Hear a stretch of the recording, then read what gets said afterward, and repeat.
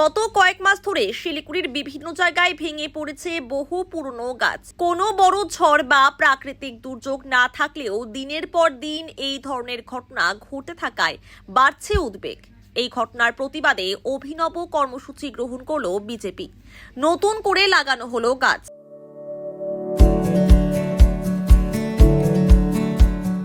Pampered, not just a hospital, but a mother. New life fertility centre আধুনিক চিকিৎসা ও বিশেষজ্ঞদের সহায়তায় আপনার স্বপ্ন পূরণ করতে প্রস্তুত। নতুন জীবনের স্বপ্ন সত্যি করতে আজই যোগাযোগ করুন। নতুন জীবনের সূচনা এখানেই। এদিন শিলিগুড়ি পৌর নিগমের বিরোধী দলনেতা অমিত জৈনের নেতৃত্বে বিজেপি কর্মীরা হাসমি চক, হনুমান মন্দির থেকে শুরু করে শহরের যেসব জায়গায় গাছ ভেঙে পড়েছে সেই জায়গায় নতুন গাছ রোপণ করেন। বিজেপির অভিযোগ, পৌর নিগমের রক্ষণাবেক্ষণের অভাবে একের পর এক গাছ ভেঙে পড়ছে।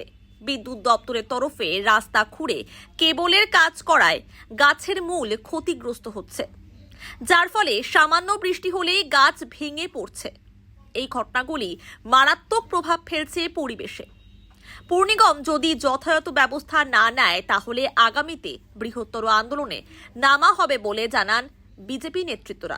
প্রথমেই বলবো, এই মেয়রের নেতৃত্বে শহর শিলিগুড়ি দূষণমুক্ত শহরে পরিণত হচ্ছে।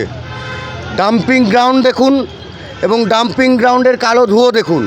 তারপরে দেখুন যে এই যে নির্মূলীকরণ এসএফ রোডে গাছ, যেখানে বাধা দেওয়া হচ্ছে। এই বিধানসভার বিধায়ক মাননীয় ডক্টর শঙ্কর ঘোষ মহাশয় যখন বাধা দিচ্ছেন গাছ তোলার জন্য, তখন তারা এই উন্নয়নকরণের সাথে এরা গাছের মেন রুটটাকে কাটছে। তার ফলে যে নর্মাল বৃষ্টিতেই একটা 50-60 বছরের তদূর্ধ্ব গাছগুলো পড়ে যাচ্ছে।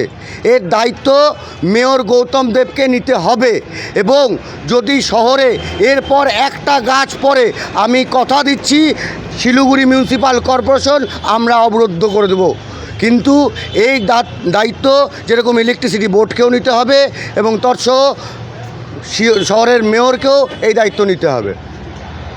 বিষয়, শিলিগুড়ি একটা প্রাকৃতিক সম্পন্ন একটা শহর, যেইখানে জলবায়ুর কারণে প্রচুর পর্যটনের মানুষ এখানে আসেন, ব্যবসায়ী কারণে আসেন। হিল কাট আমাদের প্রাচীন একটা রাস্তা, এখানে পর গাছ পড়ছে।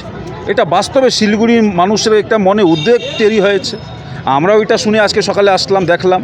তারপরে এসে আমরা দেখলাম যেভাবে এখানে WBSEDCL কাজ করছে, তাদের এটা তারা এটা কাণ্ডারি, তাদের জন্য কিন্তু এখানে গাছগুলো নষ্ট হচ্ছে।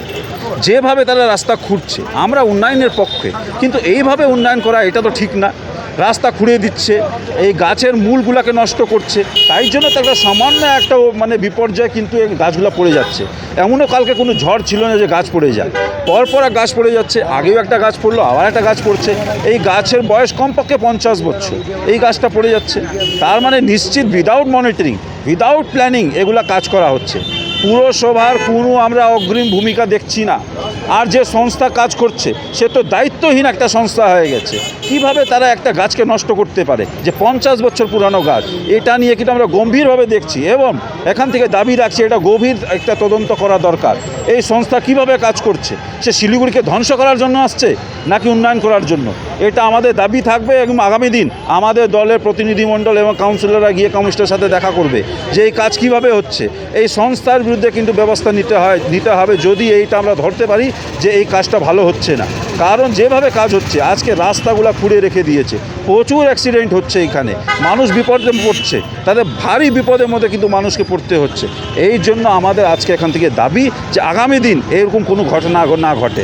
যদি আবার এরকম ঘটনা হয় তাই সংস্থার বিরুদ্ধে কিন্তু আমরা আইনি ব্যবস্থা নিতে বাধ্য হব।